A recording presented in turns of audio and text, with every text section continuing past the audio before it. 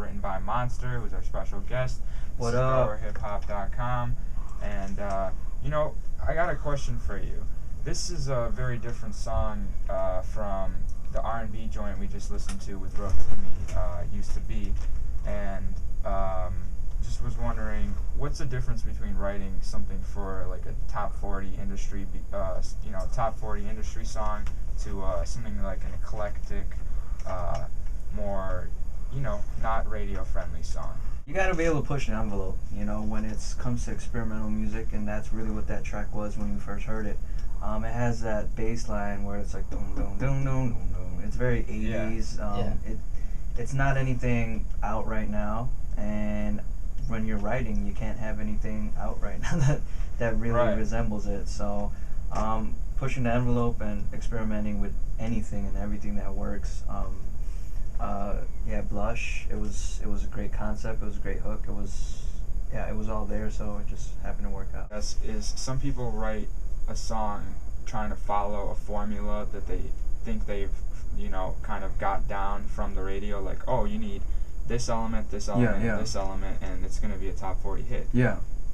Do you have that in mind, or? I take it you don't think like that based on your response.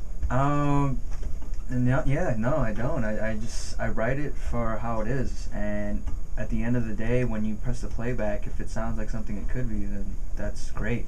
I'm hoping all the stuff that I do is, it'd be great to make, but then again, I mean, there's songs I write and that seem to be top 40, has everything that a top 40 hit has, but they never get heard, It's just buried, and you gotta be able to move on. You gotta be able to know that that's not the only piece of art you can write.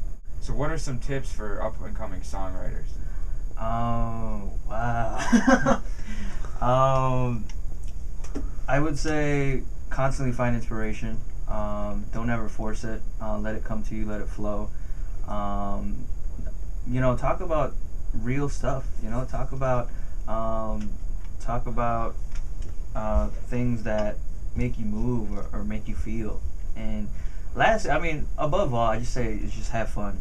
With all this, that's the number one thing I learned with this whole experience.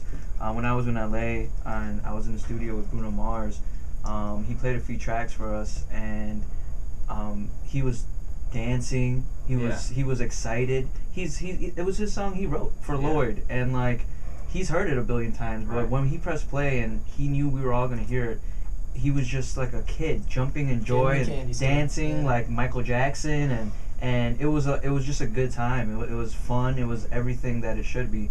With this, you gotta have fun with it. You can't take it too serious, and that's why I'm in it. I'm here to have fun and enjoy the ride, and thank you to him for showing me that and making sure I was that's a really inspiring story for you personally. You talked a little about the creativity and how you want to keep it real because it's going to appeal to the masses, but what about the business end? That's why they call it music business. I wish it was just music, business is almost, I'd say 70-80%. You can have a hit song. I can, be in a room with a guitar, write songs, and it could never happen.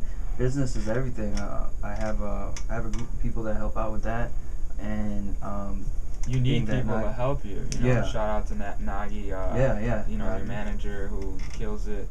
It's different for writers, though. You want to make sure the right artist gets the right song. You want to make sure you're just having opportunities left and right. You want to make sure that you don't have all your eggs in one basket, and don't rely on one thing. You always have to have something backups. Yeah.